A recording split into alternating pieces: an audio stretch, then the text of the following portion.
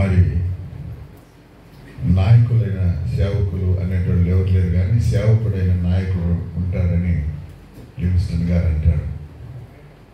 కాబట్టి మనం అందరం సేవకులము అనే ఒక గొప్ప ఆలోచన. నేను కూడా 46 సంవత్సరాలు ఒక రా మెటీరియల్గా వచ్చినాను దేశానికి, కువైట్కు. అయితే నన్ను ఒక ఇన్స్ట్రుమెంట్గా, ఒక చక్కటి మనిషిగా చెక్కబడి ఉంటున్నాను. ప్రభు నన్ను ఏర్పాటు చేసుకున్నాడు. అన్ని సంఘాలు, దాదాపు 20 సంఘాలు ఉన్నాయి.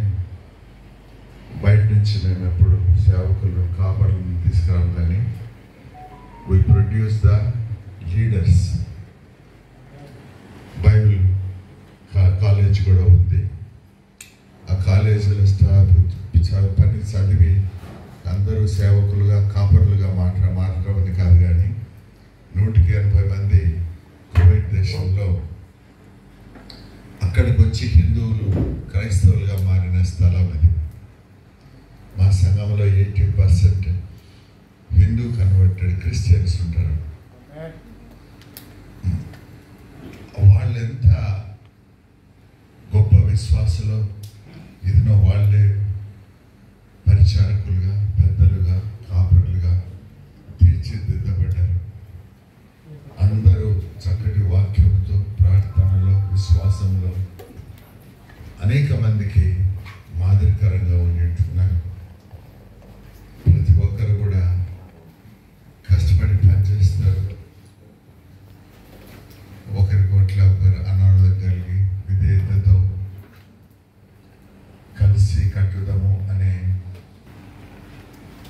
మరి ఈ GTCM పరిచర్యలు మొదలుపెట్టి 25 సంవత్సరాలైనాయి. కాబట్టి ఆ యొక్క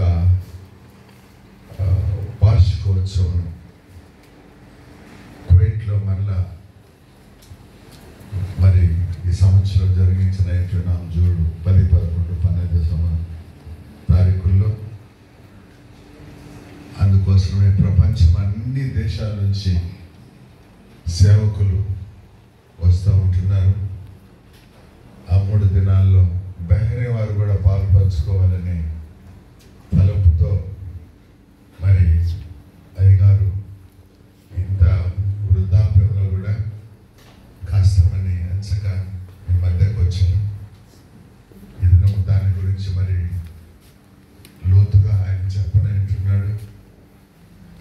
మరి మనం మీరందరూ మరి వాక్యాన్ని విని మీరు కూడా సిద్ధపడి మా మధ్యకు రావాలని మనం చేస్తూ ఉంటున్నాను.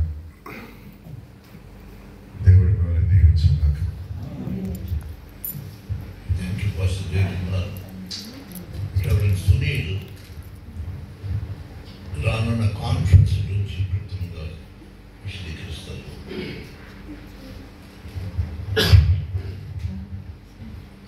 మీ అందరికీ ప్రేమపూర్వక వందనాలండి.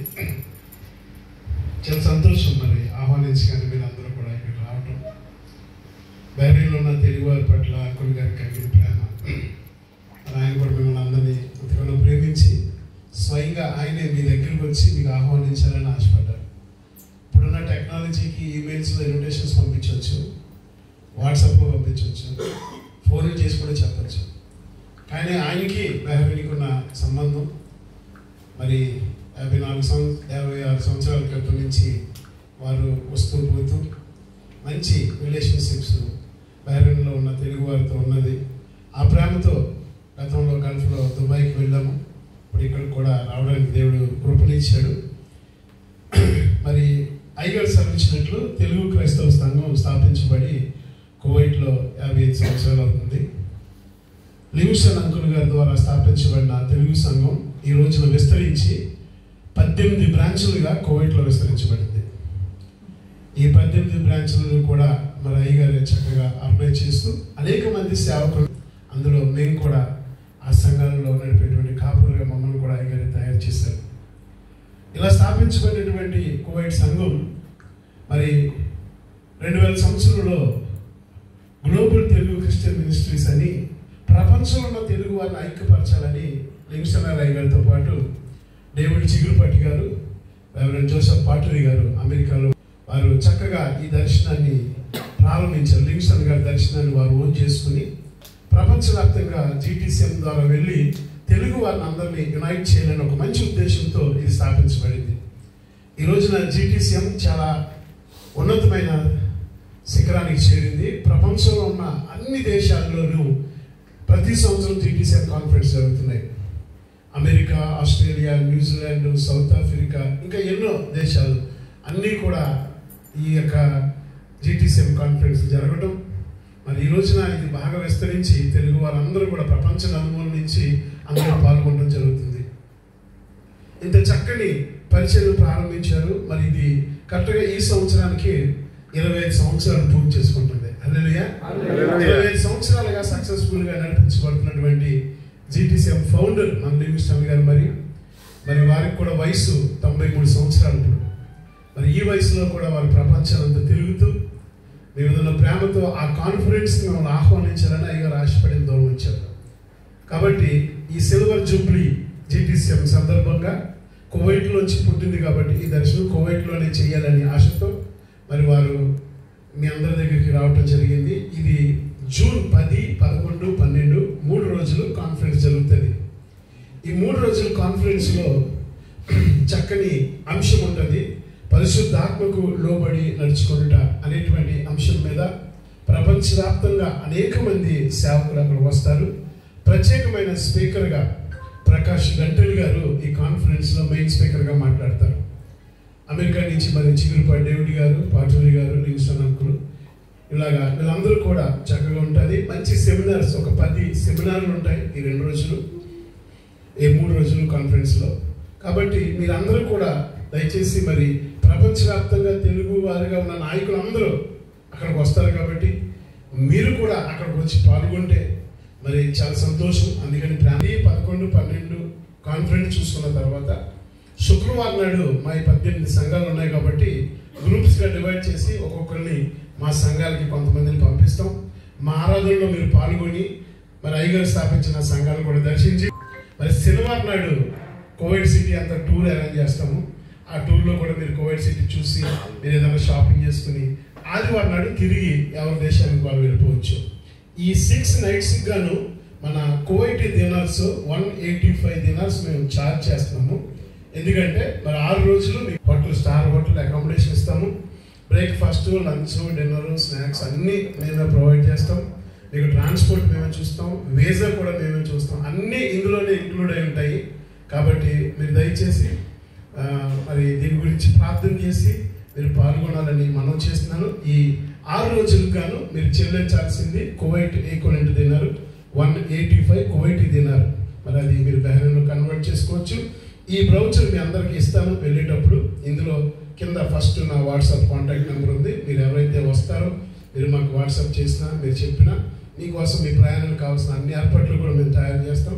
కాబట్టి దయచేసి మరి పెద్ద అయ్య గారు, లింగ్స్టన్ గారు లాంటి పెద్ద ఆయన మీ మధ్యకు వచ్చి మిమ్మల్ని ప్రేమతో ఆహ్వానిస్తున్నారు. కాబట్టి వారి ఆహ్వానాన్ని మన్నించి వీలైన వారు మరి సెలవులు పెట్టుకోగలిగిన వారు దయచేసి రమ్మని ప్రేమతో ఆహ్వానిస్తున్నాము.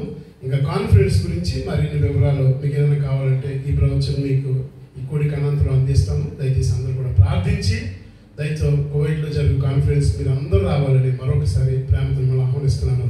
దేవుడు మనందరినీ దీవించుగాక. Thank you pastor Sunil.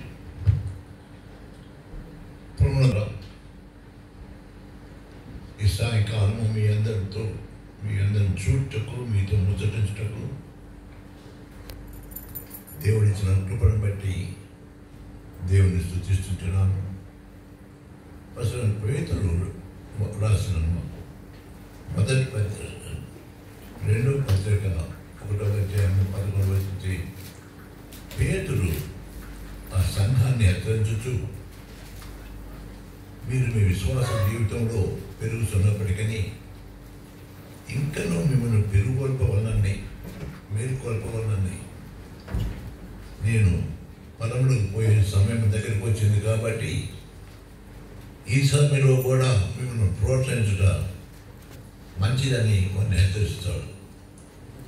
సంఘాన్ని అభినందిస్తూ అంతతో ఉండకుండా మీరు ఇంకా అభివృద్ధి చెందవాలని ఆయన ఒక్కొక్కరిని రేపుట మంచిది అంటున్నాడు. ప్రభుత్వ ప్రేమ వల్ల మనందరి దేవుని చిత్తము ప్రత్యేకమైనది. ప్రతి ఒక్కరు కూడా దేవుని యొక్క పిలుపు, ఆ ఏర్పాటును ఎరిగి ఉండవలసి ఉంటున్నాం. దేవుని సన్నిధిలో ప్రభు నీ చిత్తం ఏమిటినా అని ప్రార్థించి ఎదిగి ప్రభు చిత్తములో మనం నడుచుట అది ఆశీర్వాదకరం.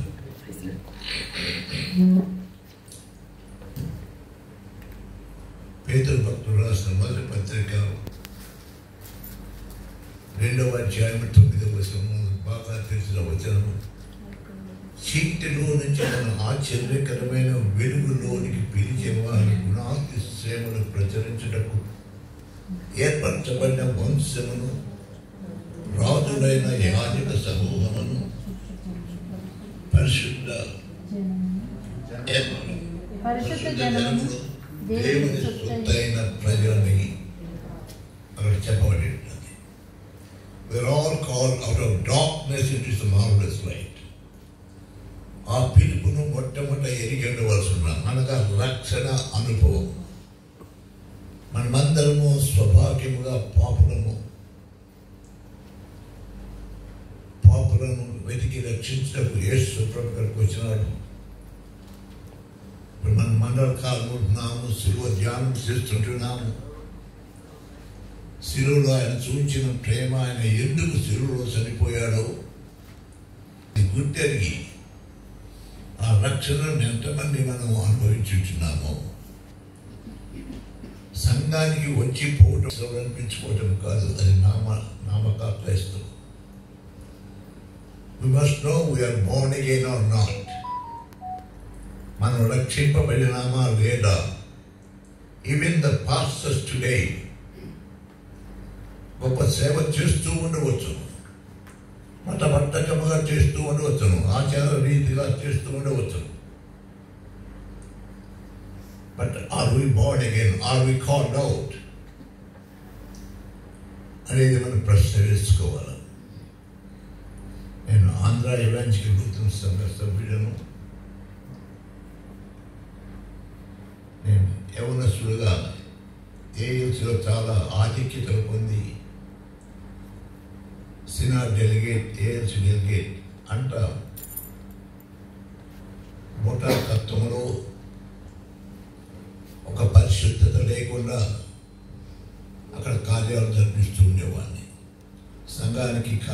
సంఘంలో కార్యదర్శి ఒక పెత్తనాలు చేయడం అనే ప్రభువులు నిర్ధారణ అనేది పొందాను, కానీ నిర్ధారణలో రక్షణ అనుభవం గురించి బోధించలేదు. కాబట్టి ఒక ప్రకృతి సంబంధిగా నేను జీవించుంటున్నప్పుడు దేవుడు తన ఏర్పాటులో నన్ను వెంటాడుతూ వచ్చాడు. నేను కుగ్లర్ హాస్పిటల్లో ఎక్సైట్ టెక్నీషియన్గా పనిచేశాను. కొంచెం బుకారా స్టీల్కి వచ్చినప్పుడు అక్కడ ఒక దాసుని పరిచర్యలో నేను పట్టబడ్డాను, నన్ను వేడుకొల్పబడ్డాను. నేను మరణ స్థితిలో ఉన్నానని అన్నప్పుడు ఆయన ఇచ్చిన వాక్యంను బట్టి రాత్రి నేను ప్రభుకి సమర్పించుకున్నాను. ప్రభువాని పాపిని నన్ను క్షమించమని. There was a dead transformation. గొప్ప ట్రాన్సాక్షన్ జరిగింది. సమాధానము, దేవునితో సన్నిహితమవటం. ప్రభు అక్కడి నుంచి నన్ను కువైట్ దేశంలో తీసుకుని వచ్చారు. 2.5 సంవత్సరాల క్రితం నేను కువైట్ దేశానికి, బెహ్రైన్కి కూడా అప్లై చేశాను. 2 చోట్ల నుంచి ఉత్తరాలు జరిగాయి. కువైట్లో ఇప్పుడు ఖాళీ లేని తర్వాత పిలుస్తూ ఉన్నారు. That was 1966. అది మర్చిపోయి అక్కడ పనిచేస్తున్నాను. ప్రభుని ఎరిగిన తరువాత నా అప్లికేషన్ తీసి క్వైట్ కామెంట్ అనిపించింది. After 2.5 years it was a miracle to pick my application to call me. అది దేవుని కృప. అంతకుముందు నేను వస్తే నేను ఏమైపోయానో దేవుని God has a plan. When my spiritual eyes are open, I was called with much fear. ఇక్కడికి వచ్చి ఏమైపోతాను సంఘం మరి ఎటువంటి సాహస కష్టంలో పోతానేమని భయపడ్డాను. ఇక్కడ వచ్చేటప్పుడు సంఘ కాపరి నా తల మీద చేపెట్టి, Livingston, you are going to Kuwait not to earn the money of Kuwait, but you are going as an evangelist, and your labor in the Lord never to be waste. Be steadfast.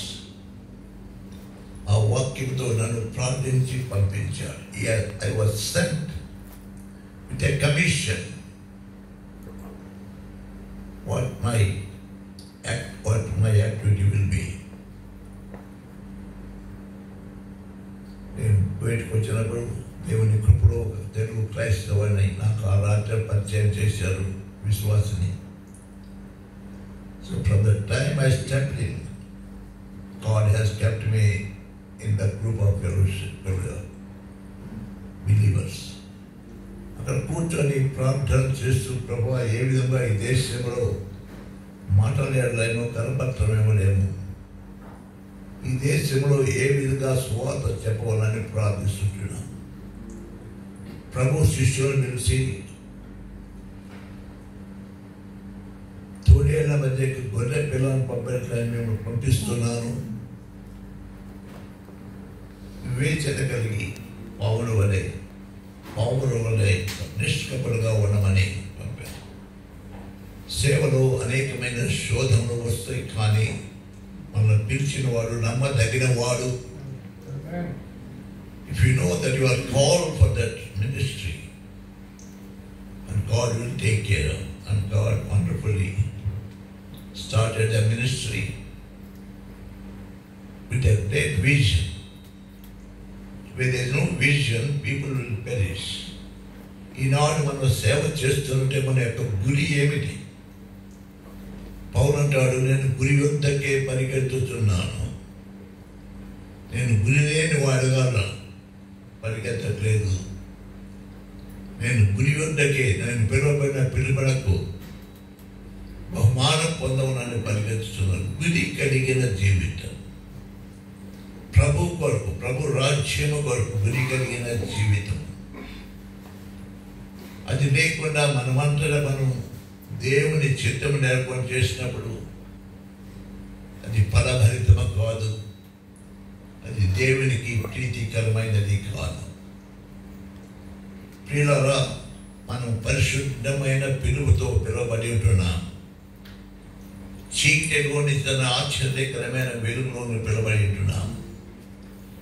ఎందుకంటే ఆయన గుణాతి సేవలను ప్రచురించడం, ఆయన నామమును మన జీవితము ద్వారా ప్రదర్శించడం.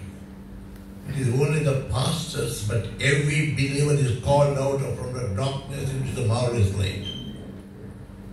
పాప జీవితం నుండి బయటికి తీసుకొచ్చి నూతన జీవితము జీవించడానికి తన పరిశుద్ధాత్మను అనుగ్రహించి ఆయన నడిపించేవాడుగా ఉంటున్నాడు.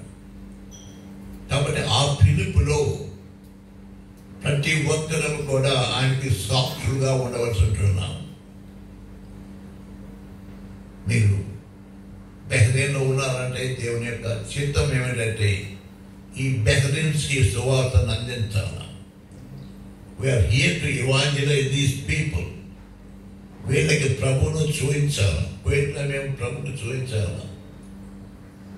ఏ విధముగా అంటే మనం ప్రభు నేను వెలుగై ఉన్నాను, నన్ను వెంబడించేవాడు చీకటిలో నడవక వెలుగులో నడుచును అని చెప్పి, మీరు లోకములకు వెలుగై ఉన్నారు, మీ వెలుగును ప్రకాశింపండి. ఏ విధముగా? మీ సత్క్రియల ద్వారా మీ పరలోక తండ్రి మహిమపరచబడతారు. మన యొక్క very life should be evangelizing the people. పౌలు నన్ను పోలి మీరు నడుచుకోమని చెప్తాడు. అదేవిధంగా ఎందుకంటే నేను క్రీస్తును పోలి నడుచుకుంటున్నాను. So today we should reflect Christ in our life. మన పనిచేయే స్థలంలో మనం ప్రభువుకు సాక్షులుగా ఉండాలి. పరిశుద్ధాత్మ మనలో నివసించుతున్న విషయాన్ని మనం మర్చిపోయి లోకంలో మిళితమైపోయి పరిశుద్ధాత్మను దుఃఖపరచుకోవాలనుకుంటున్నాం.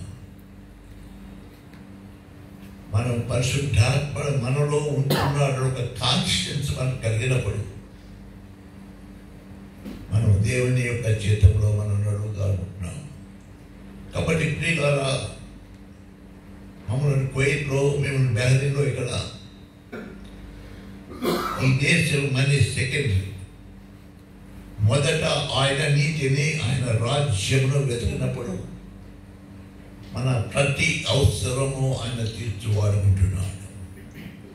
కాబట్టి మన జీవితంలో క్రీస్తు కనపడాలి. మనం పని చేస్తాములో in your company your only the missionary. చీకటి చిన్న వెలుగు ఉంటే పారిపోతుంది. By your very character in that company there will be great transformation will be happen. అది మనం గుర్తెరగాల. ఈనాడు ఏదో ఒక యాక్టివిటీగా సంఘం జరపడం కాదు, కానీ ప్రతి వ్యక్తిని కూడా క్రీస్తులో బలపరిచి సంఘానికి వచ్చిన వారిని ప్రతి ఒక్కరిని ఆత్మలో బలపరిచి వారు ఉన్న స్థలంలో సాక్షులుగా ఉండటకు మనం రచించవలసి ఉంటున్నాం. That should be our aim of ministry here, to reflect Christ to Bethlehem. ఆ దృక్పథంతో ఎంతవరకు మనం సేవ చేస్తున్నాం. ఆ సెల్ఫిష్ మోటివ్స్, మన అవసరాలు చూసుకోవడానికి, మన గొప్ప వరకు మనం చూస్తున్నామా? Are reflect Christ. మనం అనుదినము చనిపోవలసి ఉంటున్నాము శరీరానికి. We have to die every day for our flesh. అనుదినము మనం సిలువను ఎత్తుకొని నడవలసిన వారుగా ఉంటున్నాము. కాబట్టి ప్రభునందు ప్రియకుమారులారా, ప్రభు అయిన క్రీస్తు చెప్పిన మాట, ఎవడైనాను నన్ను వెంబడించదలిచినట్లయితే మొదట తన్ను తాను తృణీకరించుకొని, we have to empty ourselves. మన దేహాన్ని మనం తృణీకరించుకొని తన సిలువను ప్రతిదినం ఎత్తుకొని నన్ను వెంబడించకపోతే వాడు నాకు పాత్రుడు కాడు. To serve the lord we have to pay a great price. ఆయన సిలువ మోసి చూపించాడు. ప్రభు అనిపించిన ప్రయాసపడి భారం మోయవాలా నా యొద్దకు రండి,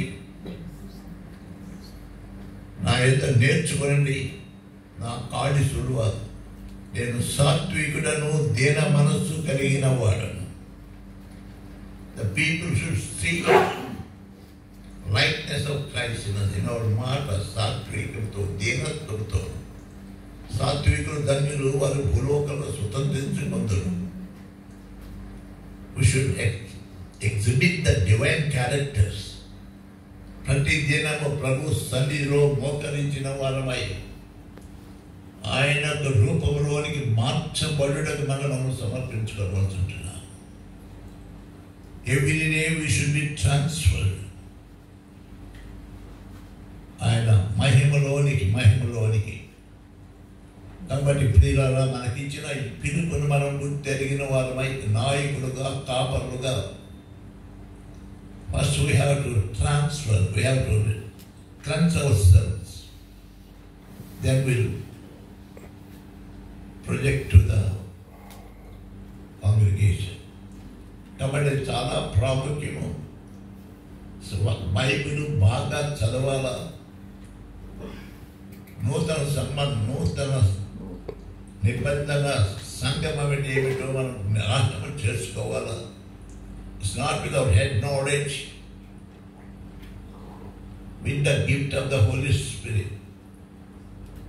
వాక్యమును పరిశుద్ధాత్మ నడుపులో చదివినప్పుడు నీవు నీ వాక్యము మా పాదములకు దీపమును మాకు త్రోవ వెలుగై ఉన్నది.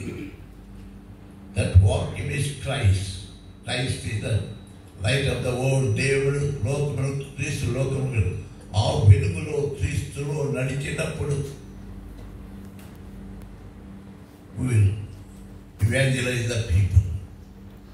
కాబట్టి ప్రభుత్వ ప్రేరణ తోటి సేవకులుగా మనం ఏ స్థితిలో ఉన్నాం, ఏ స్థితిలో మనం సేవ చేస్తున్నాం, ఇది ఒక ఆచార రీతిగా ఒక పోతున్నామా లేకపోతే are we daily fled by the Holy spirit.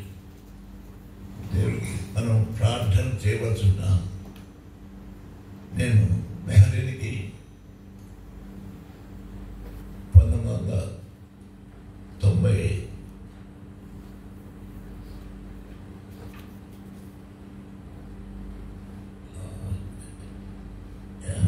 1989లోనూ మొట్టమొదటిగా వచ్చి ఉంటున్నాను. డిసెంబర్ నెలలో నేను కీర్తి దేశం కాకి నతానేల్ గారు, అప్పుడు ఆయన గారు ఏఎల్సి ప్రెసిడెంట్ గారు ఆయన కువైట్కి వచ్చి అక్కడ నన్ను క్రిస్మస్ దినమున ఆర్డైన్ చేశాడు. అక్కడి నుంచి మేము ఇక్కడికి వచ్చాము. అప్పుడు జాన్ గారు ఉన్నారు, కే జాన్ గారు, వారి దగ్గర ఉన్నాము. తర్వాత కరుణాకర్, ప్రభాకర్,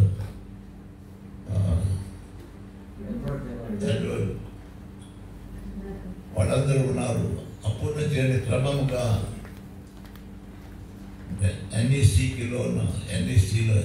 ఎన్ఈసీలో ఉన్న తెలుగు క్రైస్తవ సంఘములకి వస్తూ అక్కడ పరిచయం చేస్తూ ఉండేవాడిని. ఈ సంఘమును స్థాపించడానికి ఒక మూల పురుషుడు లేట్ హ్యారీ ఫ్రాంక్లిన్ గుర్రాల వారు 1970లో సెప్టెంబర్లోనే సంఘాన్ని స్థాపించారు. వారు ఇంకా కొంతమంది తర్వాత వారు శాంతిజాబులు లేకపోతే ఎలా వెళ్ళి ఉన్నారు. వారి కుమారుడు ఈసారి సాయంకాలం కూడా ఉన్నారు. చాలా సంతోషము.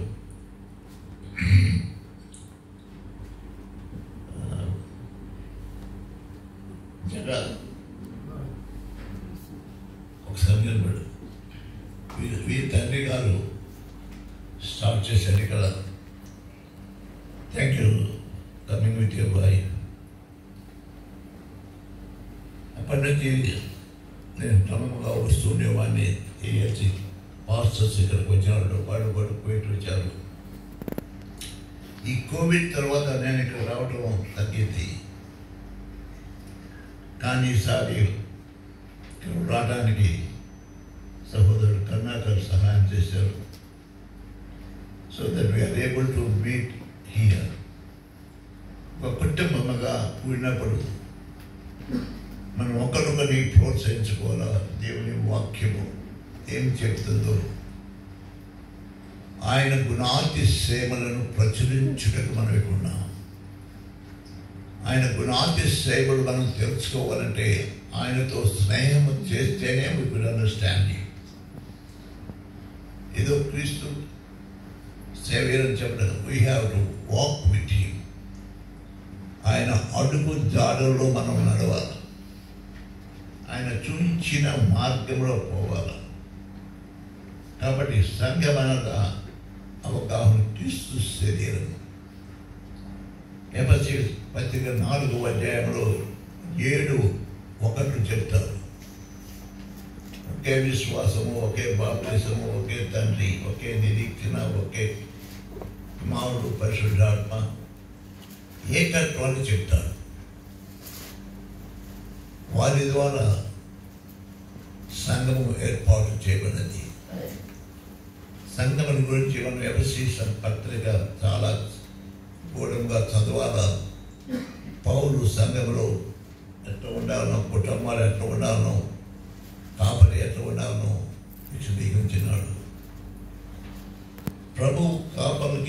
పరిచర్య. పేతురు, నీవు నన్ను ప్రేమించినట్లయితే నా మందను మేపు, నా మందను కాయ.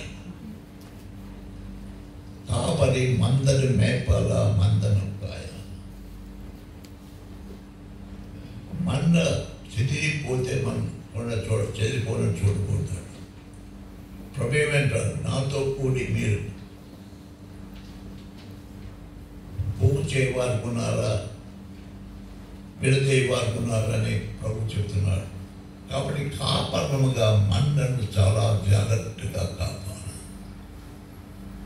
యేసు ప్రభు, నేను మంచి కాపరిని. మంచి కాపరి తన యొక్క మంద కొరకు ప్రాణం పెడతాడు. నా గొర్రెలు నన్ను ఎరుకును, నా స్వరం వింటున్నవి. వాటి గొర్రె తప్పిపోయినప్పుడు వాటినన్నిటిని వదిలిపోయి ఆ గొర్రెను వెతికి తీసుకొని వచ్చాడు. చాలా 99 కంటే అబద్ధాలు కూడా ఇప్పుడు సంతోషించాను ప్రభు చెప్తున్నాడు. So must have a compassion, కనికరము కలిగిన హృదయం కలిగిన వారమై మందను కాయుటకు, మందను మేపుటకు మనం జాగ్రత్త ఉండాలి. దేవుని వాక్యము మనం విస్తరింపాలి. విస్తరణ అనగా మనం ఒక సంఘముగా కూడి ప్రార్థన చేస్తున్నప్పుడు సంఘము పెద్దదైతే దాన్ని 2గా చేయటం చాలా ఆశీర్వాదకరం. అది ప్రేమలో. ఎందుకంటే గొర్రెల మంద తక్కువ ఉంటే మనం వాళ్ళ మీద కాన్సన్ట్రేట్ చేయగలం. ఒక 1000 మంది కూర్చుంటే ఎవరు వస్తున్నారో ఎవరికి పోతారో మనకు తెలియదు. we must know every sheep. అప్పుడు ప్రేమలో వాళ్ళకి ఇంకో చోట స్థలం ఏర్పాటు చేయాలి. అది విస్తీరణ, సంఘ క్షేమం కొరకు, ప్రతి ఒక్క విశ్వాసిని పోషించడం కొరకు. ఈనాడు సంఘ విస్తీరణ అంటే ఏమవుతుందంటే, సంఘంలో కొంతకాలం ఉంటారు, ఏదో చిన్న ఇష్యూలో వెళ్ళిపోతారు. వాళ్ళ అమ్మటి కొన్ని గొర్రెలను తీసుకుని పోతారు. స్టీలింగ్. వారు సంపాదించినది కాదు, కానీ ఎవరో సంపాదించి తీసుకొని పోతారు. అది చాలా తరచుగా జరుగుతూ ఉంటుంది. ఎందుకంటే జ్ఞానం లేకపోవడం. నీకు పిలుపు ఉన్నట్లయితే ఆ కాపరితోటి కూర్చొని, పాస్టర్ గారు నాకు ఈ పిలుపు ఉంది, నేను ప్రక్కకు పోయి సేవ చేసుకుంటాను అని చెప్పినప్పుడు ఆ కాపరి గారు ఆయన పైన చేతుల నుంచి ప్రార్థన చేసి పంపించాలి. పోయి ఎక్కడో సేవ చేయాలి, వెతకాలి. అక్కడ పోయి నేను వాడిని వెతికి సంఘం పెట్టుకోవాలి. ఆ విధంగా కాకుండా ఉన్న సంఘాన్ని తీర్చుకొని పోయి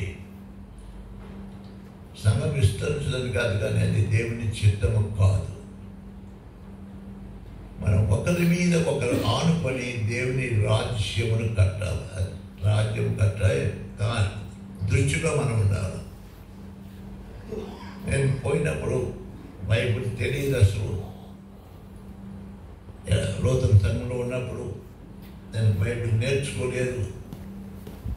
ఆ డెజర్ట్కి పోయినాక ప్రభు నాకు ప్రతి దినము వాక్యం నేర్పించాను. What I have learned in Kuwait. వాక్యాలతో సంధించాడు, వాక్యాలకు విధేయత చూపించడానికి. ప్రభు ఏ విధంగా ఇక్కడ సంఘంలో ఏర్పాటు చేయాలని చిత్తమేదమని కొన్ని దినములు ప్రార్థించాను. ఇమీడియట్గానే మనుషులు కూర్చోకూడదు. ప్రభు తన వాక్యం ద్వారా మాట్లాడతాడు. మనం వాక్యం చదివినప్పుడు ఆయన మన వాక్యంతో మాట్లాడతాడు. వాక్య ప్రత్యక్షత.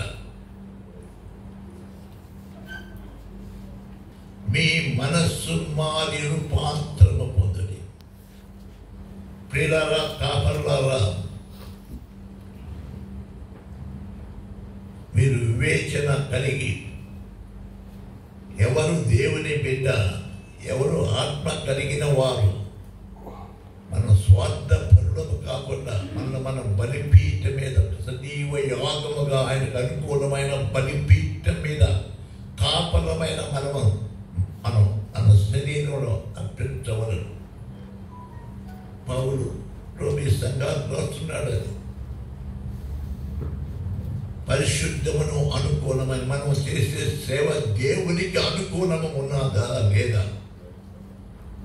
When we are worshipping in the Holy Spirit in our midst. ప్రకటనలో 7 సంఘాలు రాసిన ఉత్తరంలో ప్రతి సంఘానికి ఏదో ఒక లోపం చెబుతూ 7వ సంఘంలో నేను ద్వారము దగ్గర నిలబడి తలుపు కొడుతున్నాను. ఎవరైనా నా స్వరం విని నేను వచ్చి వారితో భోజనం.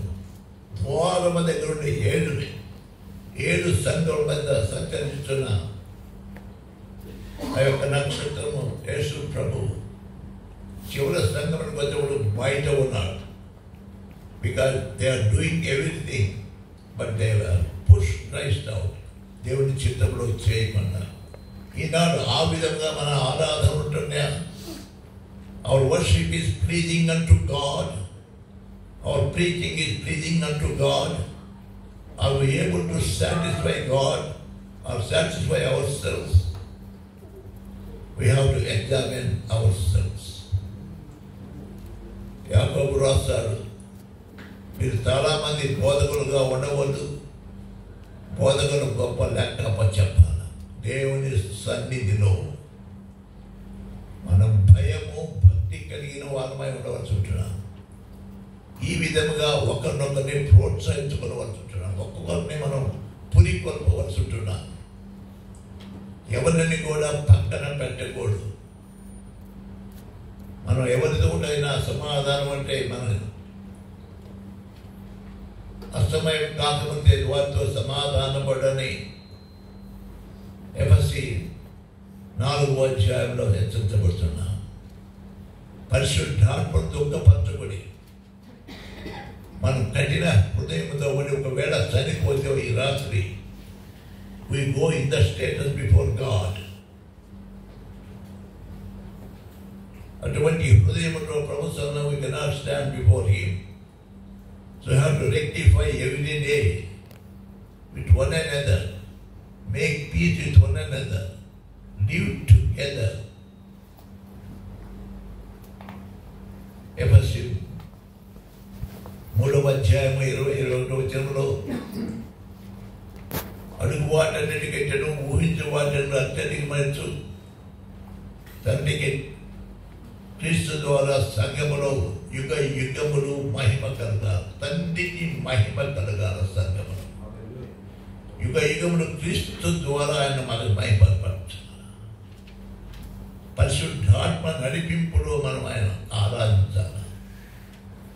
కాబట్టి ఆ విధంగా మహిమపరచాలి. కాబట్టి 4వ అధ్యాయం మొదటి భాగంలో సమాధానమును సంబంధమును ఆత్మయు ఐక్యతను ప్రేమతో సాత్వికముతో మీరు పిలువడకు యోగ్యంగా నడుచుకోండి ప్రతిమాను పంచుంటున్నా అంటాడు. కాబట్టి సమాధానము సంఘములో సమాధానము లేకుండా నీ తోటి సహోదరితో సమాధానం లేకుండా నీవు దేవుని సన్నిధిలో పోయినప్పుడు నీ అర్పణ ప్రభు అంగీకరించదు. ప్రభు క్లియర్గా చెప్పాడు, నీ మీద నీ సహోదరికి ఏదైనా ద్వేషం ఉన్నట్టు నీకు తెలిసినట్లయితే నువ్వు తెచ్చిన అర్పణ అక్కడ పెట్టి ముందు పోయి తనతో సమాధానపడి అర్పణ చెల్లించు. ఎవరు నువ్వు అనొచ్చు, నాకేమి లేదయ్యా, నా బాగుంది ఆయన కదా, ఆయనకి నీ మీద ఉంది కాబట్టి నువ్వు పోయి ఆయనతో సమాధానపడమంటాడు. Are you able to take that instruction in our life? మన మీద ఎవరన్నా కష్టం ఉంటే వారి దగ్గరికి పోయి వారితో సమాధాన పడడానికి ఇష్టపడుకుంటున్నామా? వారి ముఖాలు చూడటానికి కూడా మనకి ఇష్టం లేదు. We cannot see. మన సహోదరుడు చూడకపోతే ప్రభు చూడము. ఎందుకంటే we are all the image of Christ. మనమందరము దేవుని యొక్క స్వరూపంలో సృష్టింపబడి ఉంటున్నాం. కాబట్టి ఎవరిని కూడా మనం తృణీకరించకూడదు. శరీర బలహీనత అంటే వారిని పోయి హెచ్చరించవలను, వాటితో కూర్చొని మాట్లాడాలి. We have to make peace between us. కాబట్టి ప్రభు చెప్పినది ఒక క్రమములో సంగమన రావాలి. వాక్యానుసారంగా కట్టడలు ఉన్నాయి, ఆ కట్టడలు మనం నెరవేర్చాలి. కాపురమైన మనము గొప్ప జవాబు చెప్పవలసి ఉంటున్నాం. మనకు తెలుసా మన మంద ఎక్కడుందో? Do you know your lamb sheep where is? ప్రతి ఒక్కరిని పేరు పేరున నేను మొదట్లో ఒక్కొక్కరిని పేరు పేరున ప్రార్థన చేస్తాం. సంఘం పెద్దదైనప్పుడు దాన్ని చిన్న సంఘాలుగా విభజించాను. Because I cannot pray all of the people. So we have broken into branches. ప్రపంచిన పిలుపు పాలియన్ మినిస్ట్రీ స్వచేతులతో పని చేసుకుంటూ జీవనోపాధి సంపాదించుకుంటూ సేవకు ధనం ఇస్తూ సమయం ఉన్న కొందరికి సేవ చేయడానికి పౌలు ఆ విధంగా చేశారు.